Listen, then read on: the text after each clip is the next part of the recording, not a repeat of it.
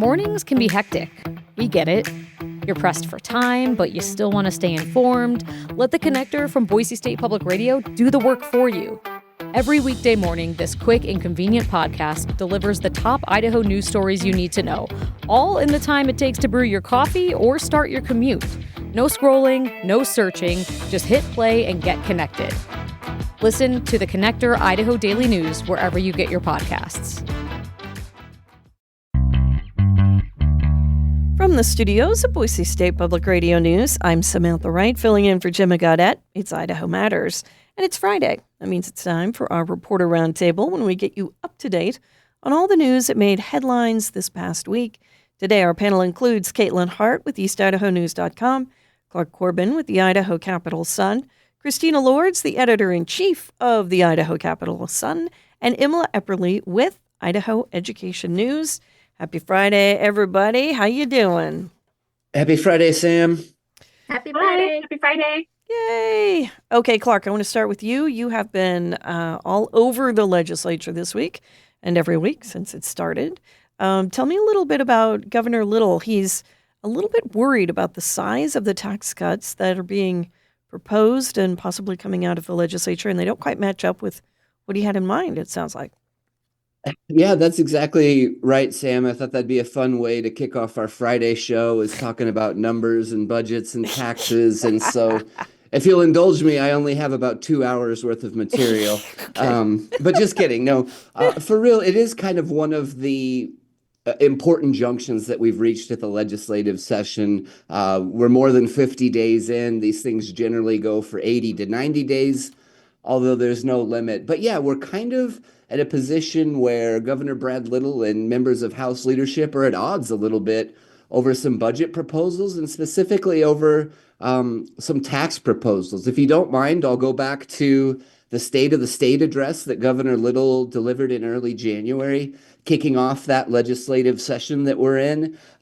During the State of the State address, Governor Little called for $100 million worth of tax reductions this year. And he essentially said that he was going to work with the Idaho legislature to figure out how to do it and what specific form the tax cuts would take. And so now here we are, some 54 days later or whatever it is, and Republican House leadership has actually put forward about $450 million worth of tax reductions, so more than 4.5 times what Governor Little has proposed. And that's kind of where the friction is coming in. What the legislature wants to do is they have 4 separate bills. They want to increase the credit that Idahoans receive for buying food. That's the so-called grocery tax credit that we've talked a lot about on the show. There's another bill that would reduce income taxes for both individuals and corporations.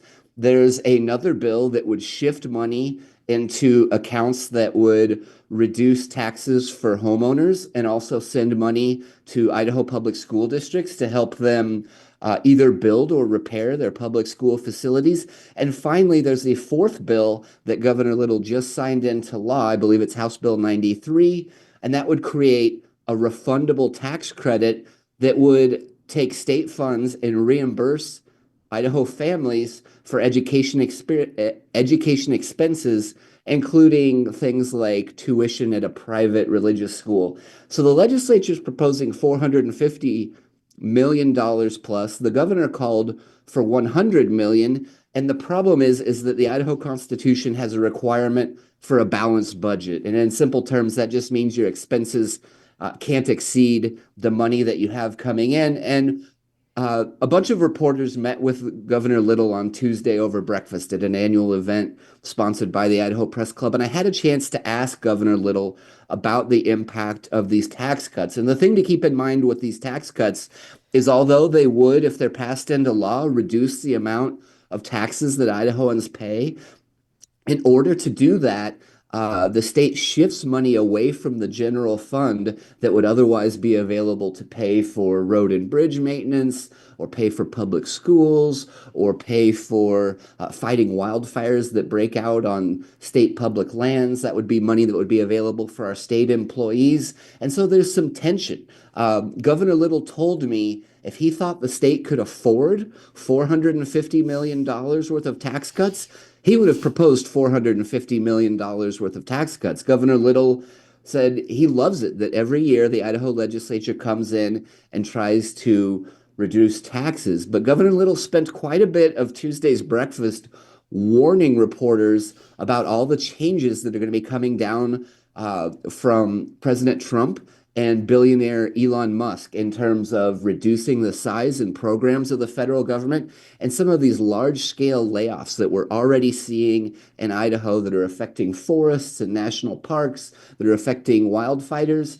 And so Governor Little said Idaho needs to be light on its feet, and Idaho needs to be well positioned to deal with what he described as shocks coming from the federal government. Sam, the word he used is shocks. And so he said that he doesn't think that we can take $450 million away from state revenue this year, still have a balanced budget, still fund the programs that he's recommending, and still have enough money left over to kind of, in the words of the Governor Little, be light on its feet as we adapt and deal with these changes coming from the federal government. So that's kind of the latest where things are at right now. The only tax bill that's been signed into law is the one that does the refundable tax credit for education expenses, including tuition at private schools. The big ones relating to income taxes, property taxes, and the grocery tax.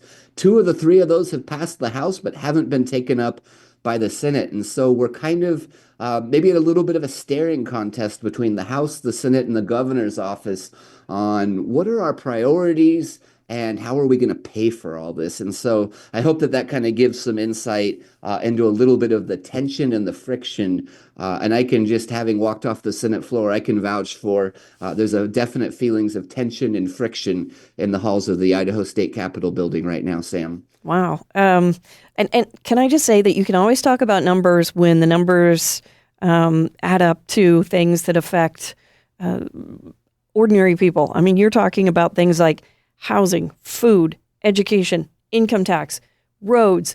This is taxpayer money, and this is taxpayer money that goes to things that affects taxpayers and people who aren't taxpayers.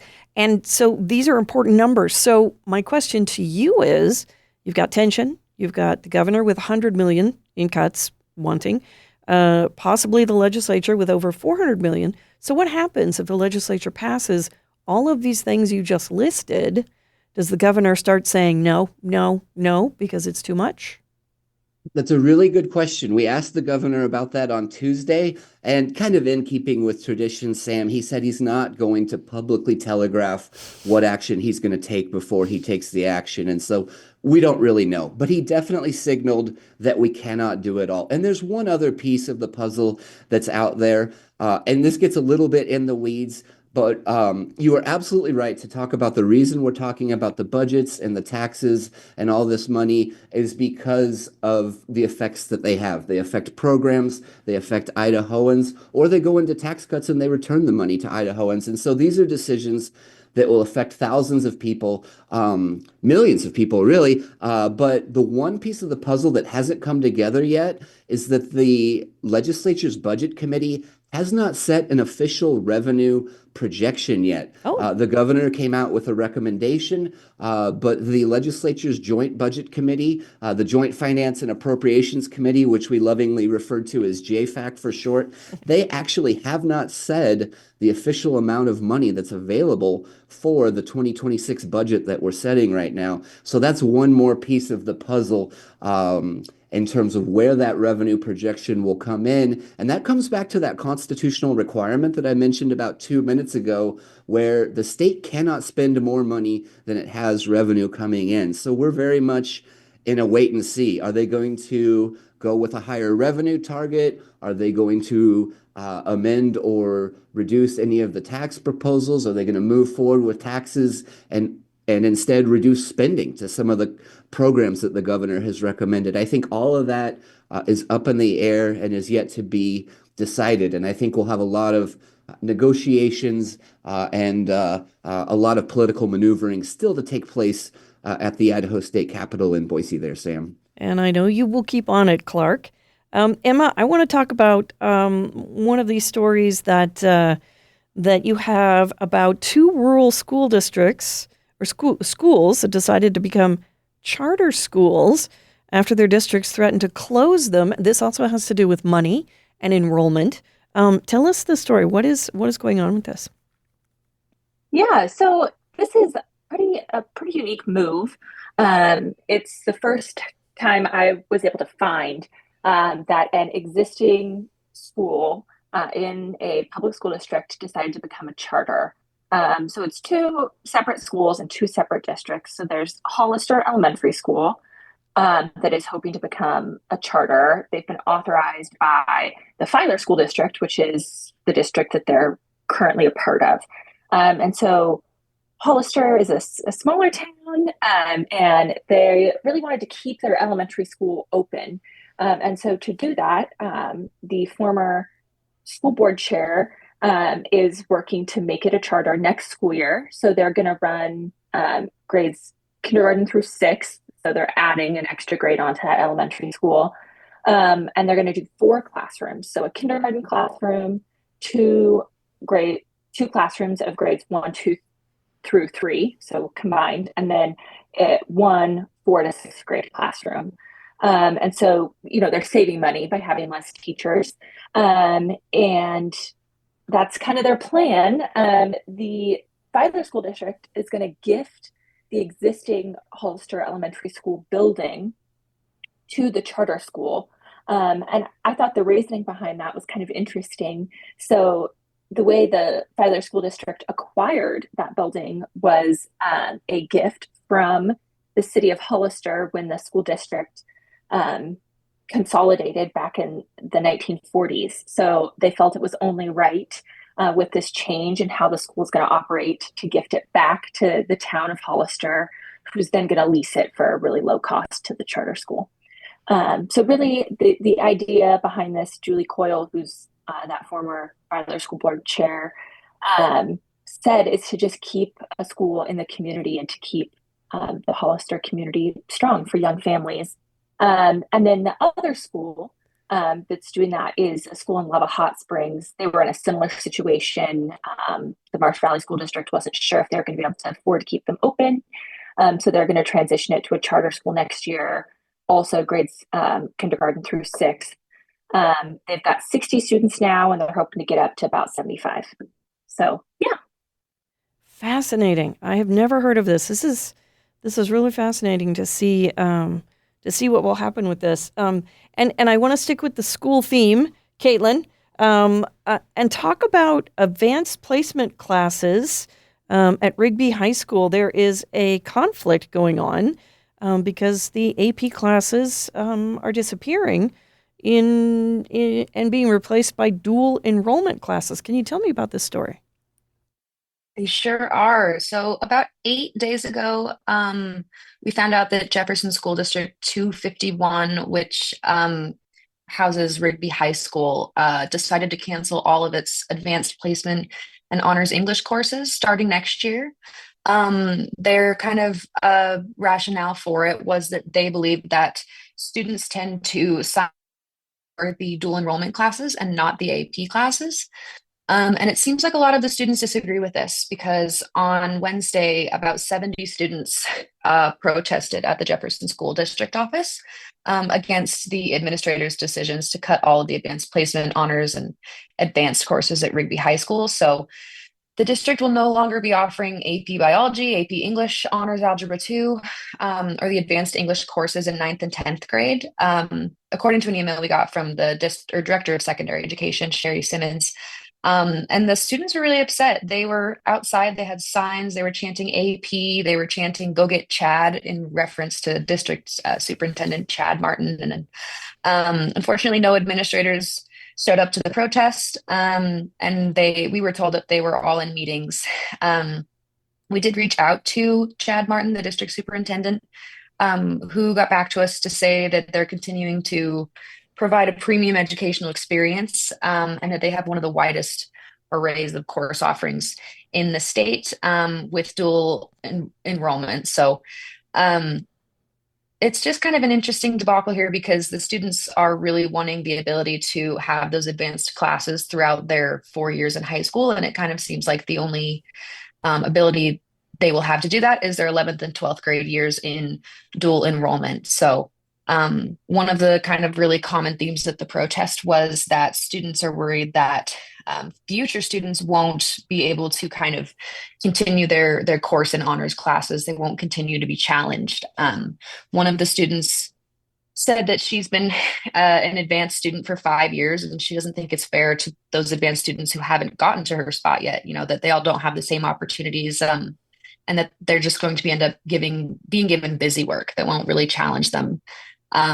So yeah, it doesn't really look like they're going to be bringing the AP classes back anytime soon, but the students are um, on social media out in the community trying to get them to change their minds. I thought it was interesting, some of the numbers that the school district had about, the number of people who were getting through the AP classes versus the dual enrollment, and that seemed to be part of their motivation. Right. I think it's fascinating. But as you said, lots of protesting, but probably not going to change the decision. Yeah, the numbers that you mentioned are super interesting. They told us that last year they had 2,659 dual enrollment courses taken. And for an example, in the English dual enrollment courses, the students earned 259 college credits through dual enrollment, while they only had 28 students qualify for college credit through the AP test they have to take at the end of that course. So from their perspective, and their limited resources as the district, they found that they believe it's better used for dual enrollment classes because that's kind of where it looks like the demand is. But on the other hand, there's still a lot of students that were kind of banking on being able to take AP classes.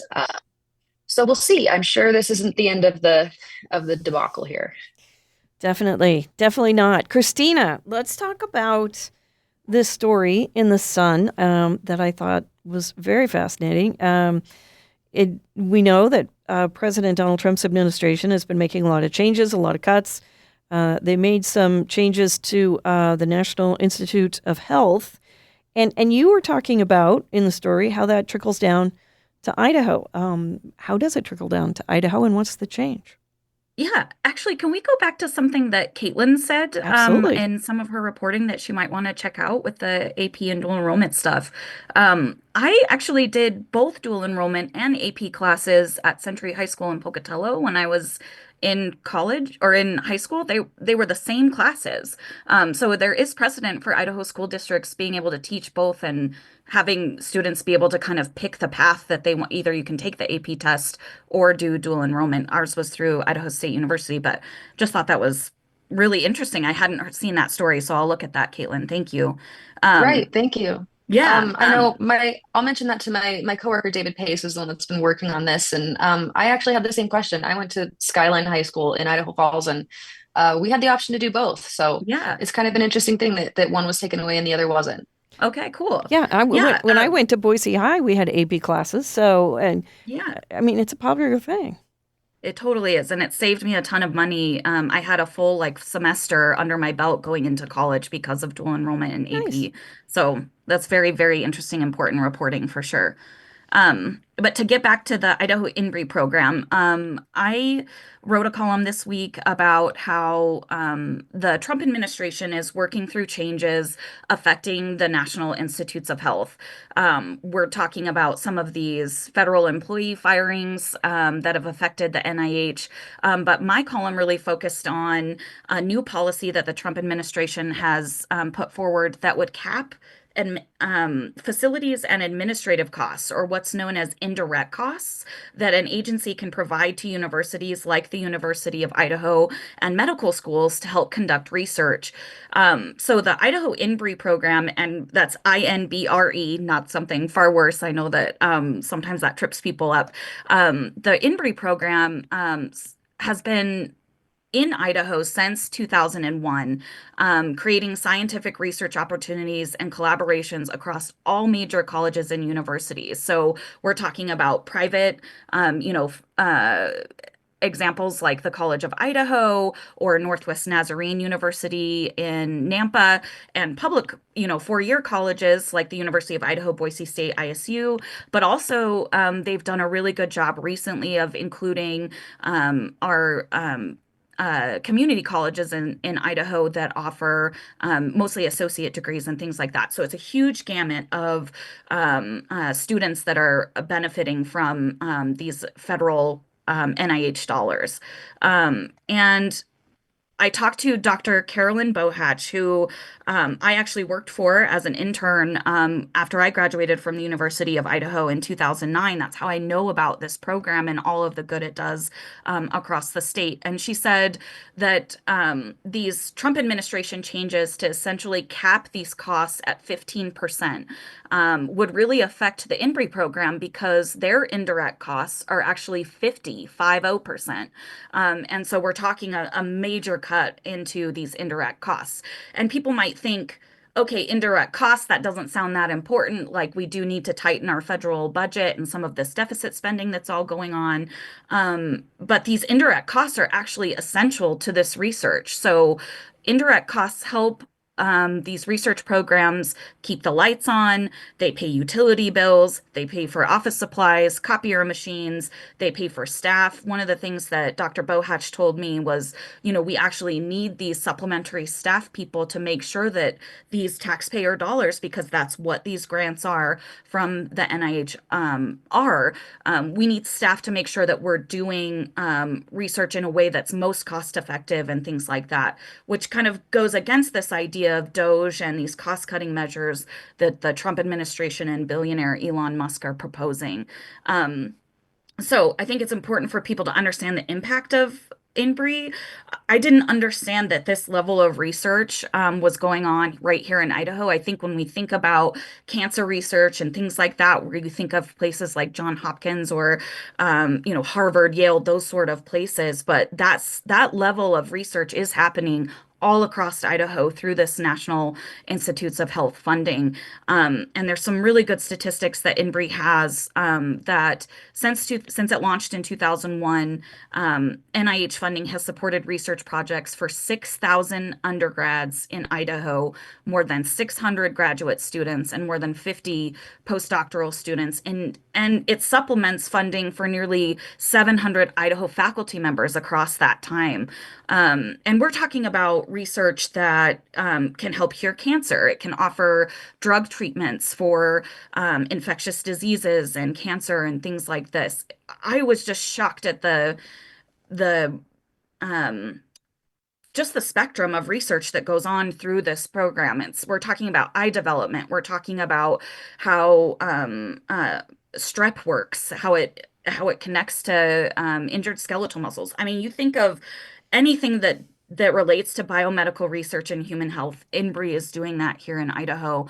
And so it's important to know that the cuts haven't been made yet. There's been lawsuits that have challenged this new policy change from the Trump administration.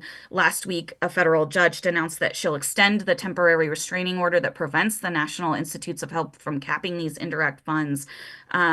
And we'll see how that goes. I think like many of these policy changes that the Trump administration is pushing through, they're being challenged in the legal sphere.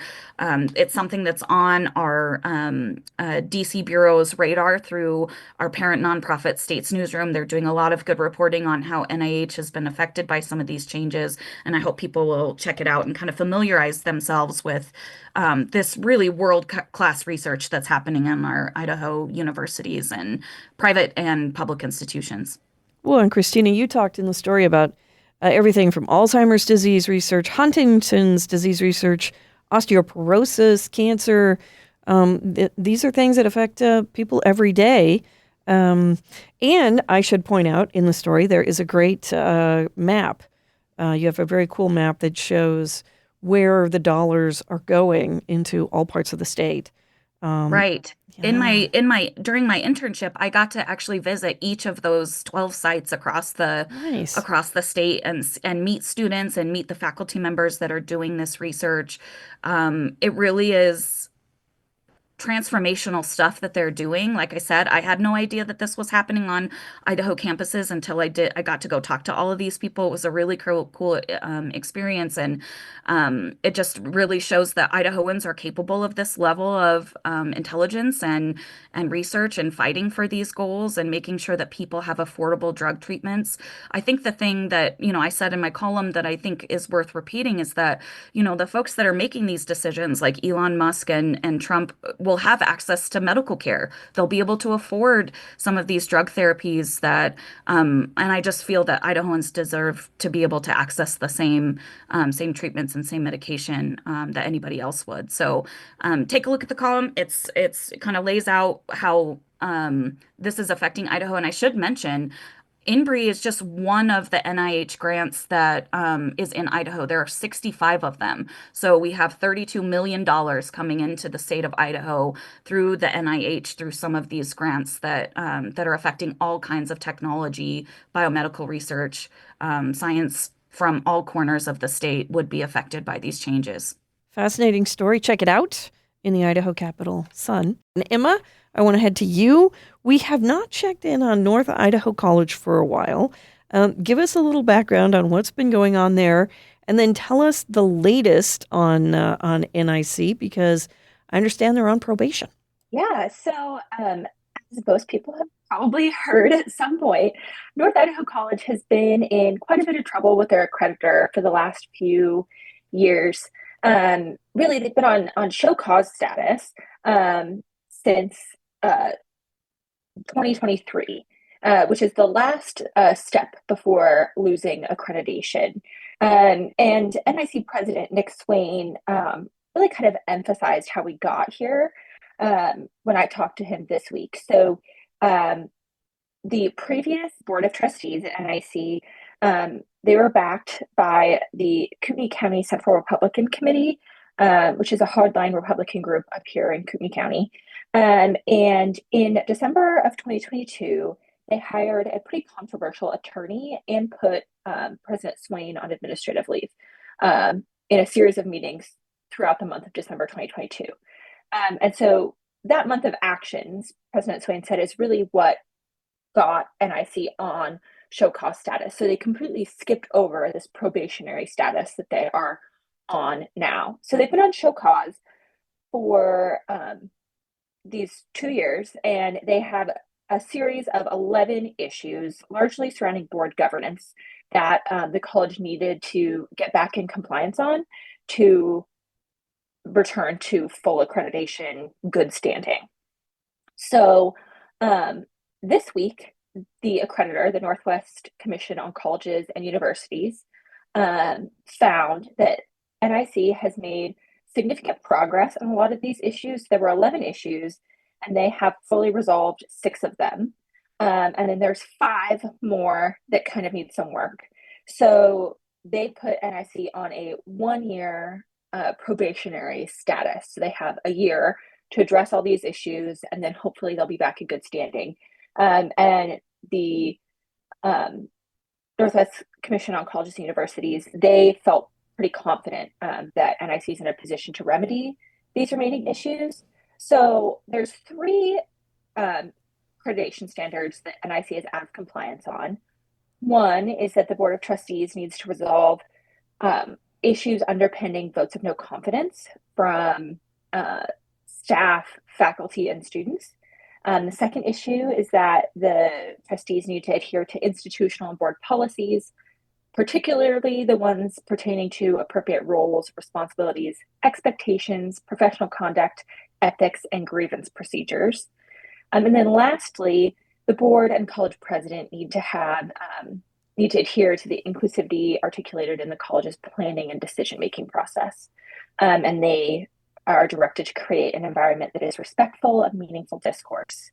So this happened early this week on the 24th. And then just on Wednesday at the NIC regular trustee meeting, the student group at the college went ahead and withdrew their vote of no conduct. And the staff group has already done that. So now it's just the faculty group that needs to do that. And the trustees and President Swain said they hope to build trust in the coming months to get that resolved before the accreditors visit again. And so the process then is that the accreditors, the college will send the accredited body a report kind of in August and say, this is what we've done. And then the accreditors will visit in October of in October of this year. And then next January is when the accreditors will look at everything again. NIC is in compliance on two more issues, but they still need improvement. And those are improving retention of existing employees and getting their budget adjusted to ensure long-term financial sustainability. So they also need to address those two issues to return to good standing. Okay, we've got a year to wait and see what happens.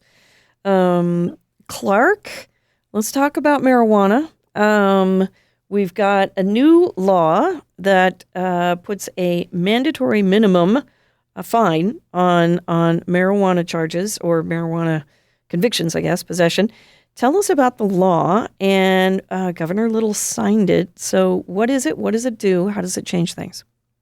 Yeah, for sure, Sam. Thanks so much. This was actually I think it was the sixth bill signed this legislative session. So one of the very first bills signed this year, and it's going to take effect on July 1st. And what it's going to do is put in place a mandatory minimum fine of $300 for anybody convicted of simple marijuana possession of less than 3 ounces. It's important to point out that this only applies to marijuana or cannabis. It doesn't apply to any other controlled substances or any other items. It just applies to marijuana. And so, it takes effect on July 1st. It's a mandatory minimum of $300. It could be more than that. And the mandatory minimum of $300 is in addition to any other penalties allowed by law, which could include court costs, which could include community service, or could include incarceration. And so this passed both the House and the Senate by pretty wide margins. The Republican supermajority was able to carry this through, and so it passed both the House and the Senate by wide margins, and then Governor Little actually signed it on Monday of this week. So it's one of the newest laws, and the reason it takes effect July 1st is that's the first day of the state's fiscal year. The state runs on a fiscal year every year that goes from July 1st to June 30th. You could kind of think of that as like the budget year. But so that's when the new law will take effect. And I can kind of go through some of the debate a little bit. This was co-sponsored by Representative Bruce Skog, a Republican from Nampa. And he actually pushed a similar bill last year with a little bit higher mandatory minimum fine that was unsuccessful. He came back, tried it again this year. And he said that it's a way to be hard on marijuana, and it's a way to differentiate Idaho from many of its neighboring states. Sam, I think in all of our neighboring states, except for one, they either allow for the recreational use and possession of cannabis, or in the case of Utah, they allow medical cannabis. Our only neighboring state that doesn't allow any kind of it, I believe, is Wyoming. And so Representative Skog said that it's a way to be tough on marijuana. It's a way to differentiate Idaho from our neighboring states. But some of the Democrats and a couple of the Republicans who broke with the majority to oppose this bill said that they were really concerned that this is another example of the legislature controlling other branches of government, in this case, the judicial branch. Previously, it was left up to the judge's discretion. The judge could weigh the facts of the case and the circumstances and decide on a punishment. This is saying that no matter what, the minimum fine will be $300. And so the legislators who did oppose this, they were saying things like marijuana or cannabis is legal in some form or another in more than half of the states. And by including this mandatory minimum, we're tying the hands of our judges. We're forcing them to take action rather than allowing them to evaluate each case on a case-by-case basis based on merit and the individual unique circumstances of the case. It only applies to convictions, and it only applies to marijuana possession of 3 ounces or less. But it is a law at this point, and that $300 fine hits the books starting July 1st this summer, Sam. It's a fascinating story. Christina, it looks like the U.S. Forest Chief stepped down, and then we got a new one, and the new one's from Idaho. You had stories about both of the forest chiefs. Can you tell us a little bit about what happened and who the new fellow is? Sure. So, U.S. Secretary of Agriculture Brooke Rollins appointed Tom Schultz of Idaho as our next top forestry official. He'll serve as the 21st chief of the U.S. Forest Service, which is an agency I think maybe most people don't know is actually under the U.S. Department of Agriculture. It oversees 154 national forests, including many here in Idaho. So, in this role, he'll really oversee a lot of things that affect Idaho directly. So he'll talk about and lead programs on forest management, research, development, wildland firefighting, which obviously is a huge concern to us. People may know him because he was previously the vice president of resources and government affairs at Idaho Forest Group, which is a family-owned company based in Coeur d'Alene that is now one of the country's largest lumber producers. He has also served as the director of the Idaho Department of Lands, where he managed millions of acres of endowment lands and minerals. He also has some experience in Montana doing some of this natural resources work, and he also served in the U.S. Air Force. So lots of background there on him. There were several Idaho officials that were really pleased to hear that he was appointed to this position, including Idaho Governor Brad Little. He really pointed that he was excited that Schultz is from the West, understands some of these forestry issues that will only become more and more important as climate change and some of our growing wildfire and the longer that we have wildfire seasons continues to happen. And U.S. Senator Jim Risch also said that he was very excited to have Schultz into this position. He said Tom is a forester's forester, which I liked. He said that and actually Senator Jim Risch's degree is in forestry. Even though he's been in politics for a very long time, that's where he started and his background is in. So we have a couple of Idaho folks that are really excited about this appointment. However, he was appointed because our previous U.S. Forest Service chief, Randy Moore, announced his resignation recently. And he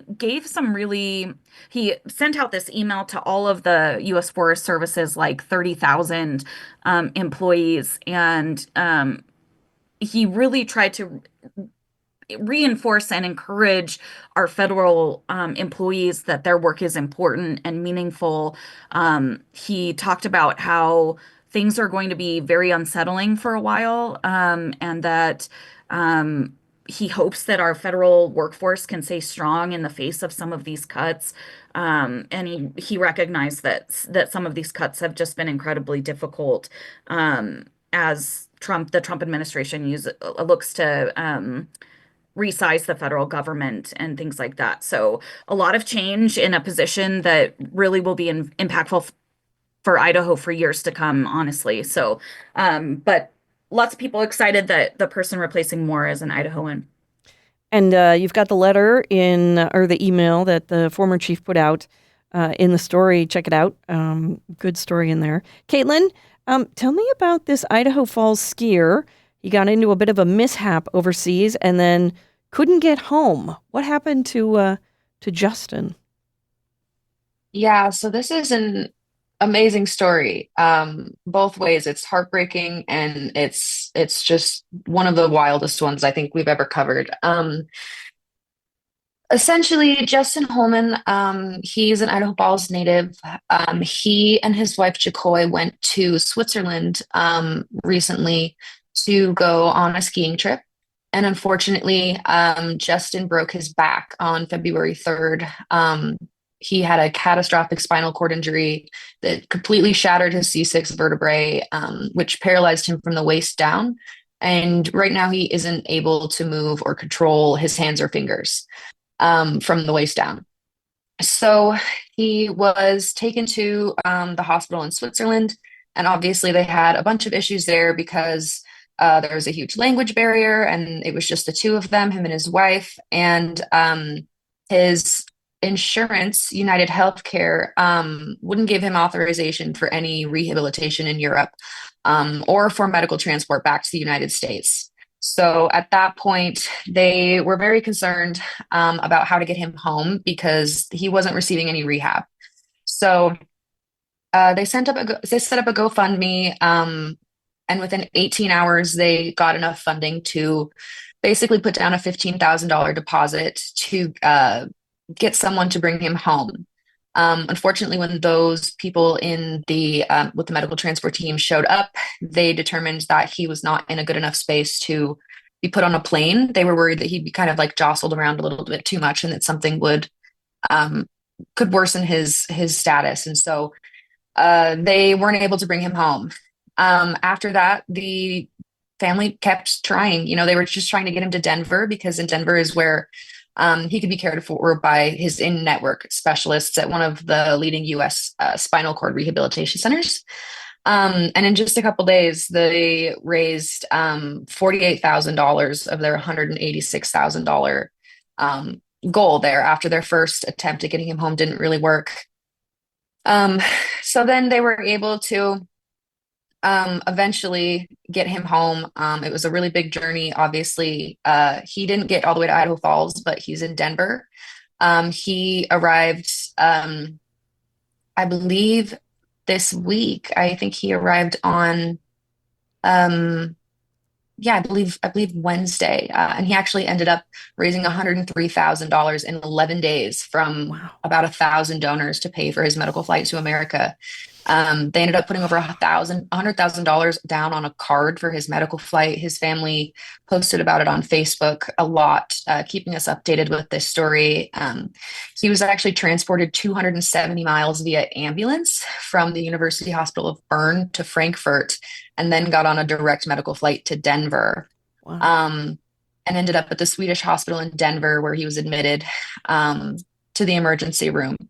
So they're giving him second opinions, and it was just kind of an amazing story of, you know, the community coming together to get this man home, and we're hopeful that he can make a good recovery from it. Clark, tell me about this story about absentee ballots and a bill that has gone away but might come back. Yeah, I'm not sure if it'll come back, Sam, but we had a bill that would greatly reduce the availability of absentee voting in Idaho. Right now, Idaho has what's called no excuse absentee voting, which means any registered voter can request and vote by absentee ballot for any reason. This bill, House Bill 139, would have imposed a lot of restrictions on that, especially for people under 65 years of age, or who were not serving in the military or religious mission. It basically would have made it so they wouldn't have the ability to request an absentee ballot. Now, that bill actually failed to advance out of committee on a rare tie vote. There were two tie votes, actually, one tie vote to hold it and one tie vote to advance it. And so the bill isn't advancing. It's not officially dead yet. I caught up with Chairman Brent Crane on the steps inside the Capitol building on Tuesday or Wednesday and asked him about it.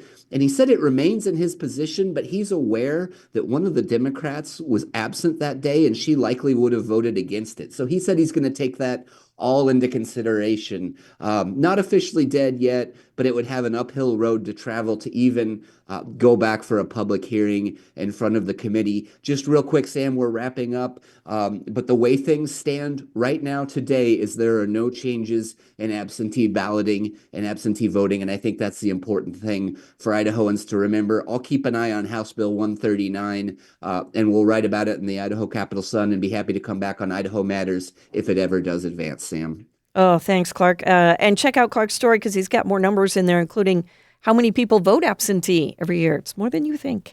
We've been speaking with Caitlin Haar with EastIdahoNews.com, Clark Corbin with the Idaho Capital Sun, Christina Lords, Editor-in-Chief of the Idaho Capital Sun, and Emma Epperly with Idaho Education News. I'm Gemma Gaudette, and this is Idaho Matters. Each morning, it's a new opportunity, a chance to start fresh. Up First from NPR makes each morning an opportunity to learn and to understand. Choose to join the world every morning with Up First, a podcast that hands you everything going on across the globe and down the street, all in 15 minutes or less. Start your day informed and anew with Up First by subscribing wherever you get your podcasts.